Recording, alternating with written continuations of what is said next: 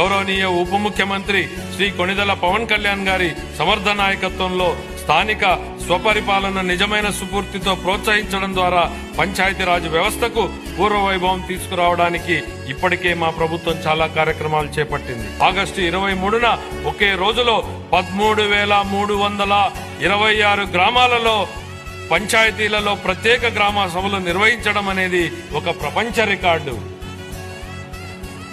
గ్రామీణ రహదారుల అనుసంధాన ప్రాజెక్టు ద్వారా 1,574 పనులను పూర్తి చేయడం జరిగింది. ఈ ప్రాజెక్టు 2,134 ఆవాసాలను 2,855 కిలోమీటర్ల రహదారులతో కలుపుతుంది. అదనంగా 164 రహదారులు మరియు వంతెనల ప్రాజెక్టులు కూడా కొనసాగుతున్నాయి. 2024 ఆర్థిక సంవత్సరానికి గాను పంచాయతీరాజ్ గ్రామీణాభివృద్ధి శాఖకు 16,739 కోట్ల రూపాయల కేటాయింపు